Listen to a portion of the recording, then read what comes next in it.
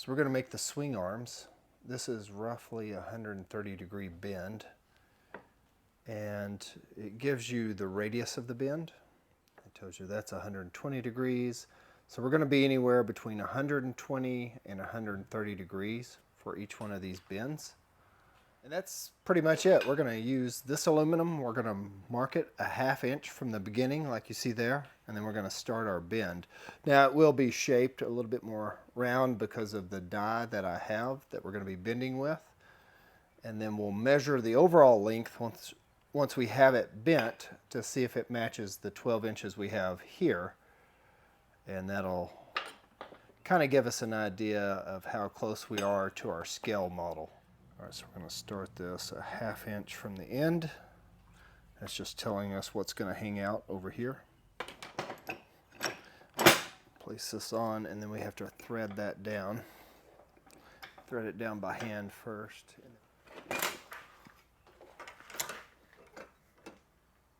There we go. Just tighten that down. Got that set at 120 right now. We'll check it with that, and this is going to be between 120 and 130. Right here and start our bend. This is going to be a little bit easier to bend than that other 3/4 inch pipe because the wall is not as thick. So pretty easy to bend compared to the last one. We'll just take it nice and slow, making sure everything's fitting down in there. And once I get close to where I need to be, I'm going to check it. I'm getting really close here. All right there, let's look at that. I know that's not it. So what I'm doing is I'm measuring this part out to here. So 120 is right there, which makes sense. So we're right on 120, but I think we really need to go to 130 to get that bend just right. Let's go a little further.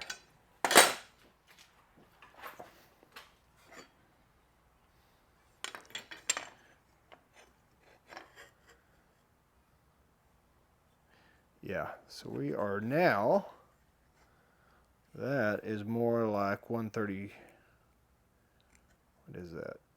That's like 135 right there. So I'm measuring from here to that flat part to get my angle. So I'm keeping that flat up against this edge, and then I'm matching this edge to that flat edge there.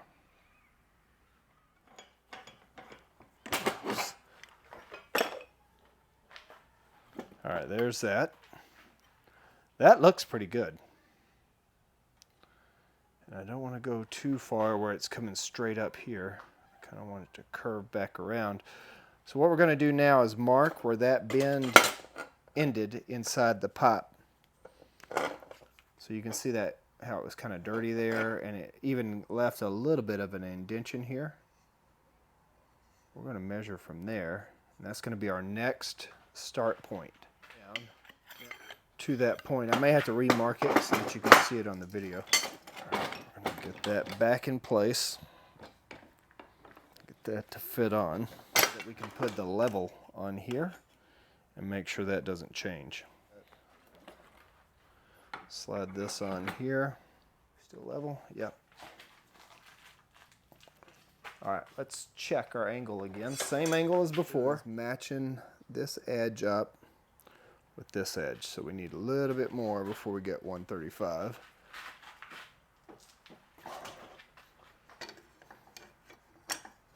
Let's see how those are matching now. Yep, that looks pretty good. All right, got that off. All right, so I kind of hand drew this in because we know that's a 1/4 inch for scale. The drawing in the book will have this measurement here, from there to there. I'm going to guess that's 1 1.25 to 1.5 inches. So we're going to measure that much out, leave that hanging over, and then we'll put a little bend in here. Now it won't be as square as that. It'll actually be more rounded. But we want at least that much to slide up into that connection. If not, a little bit more. So we're going to go at least 1.5 inches.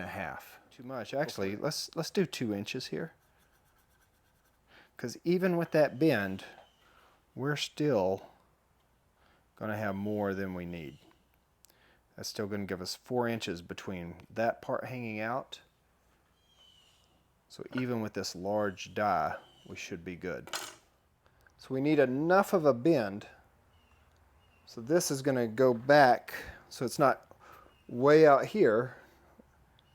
We'll bend that over. Well, actually, I may give 3 inches there, but I got to make sure this bend is deep enough so I'm not hanging from a piece of aluminum. I really want those carabiners to be sitting right down here, have plenty of space to move. So yeah, I think if we bend that right at 2 inches out here, we'll be good.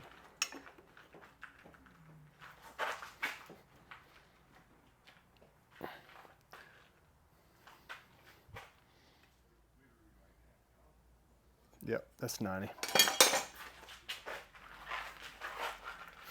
Gotta shake this one loose. All right, there we go. That's what we're looking for. And so if this ends up being too much, it gives us something we can cut down.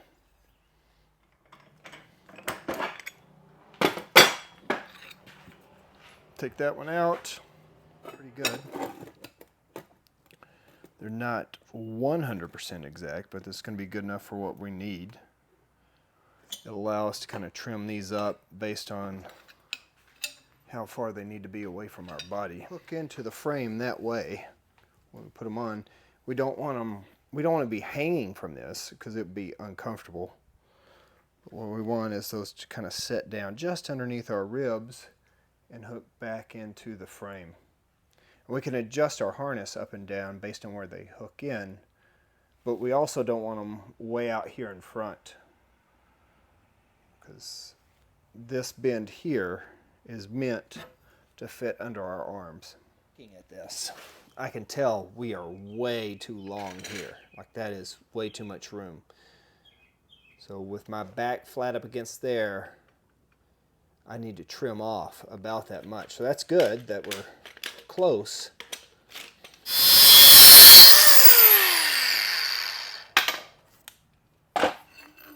All right, so we're gonna have to go way shorter than what we just cut. I'm gonna cut this piece off first, slide it up in here and see if it'll pin in. So we're gonna cut just above that 1/4 inch hole and then we'll move it back.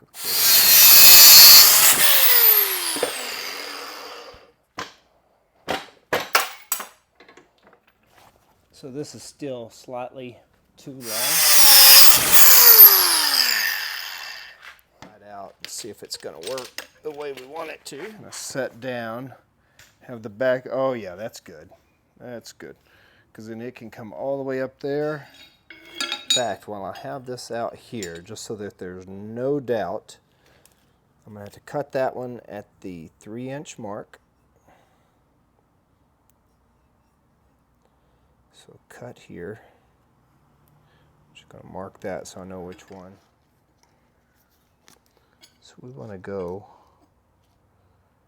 1/2 inch right around there. And then we can drill that. Let's see if we can get it pushed in that far. Oh yeah, we can do that easy. Let's mark that at 1/4 inch. We'll drill that in.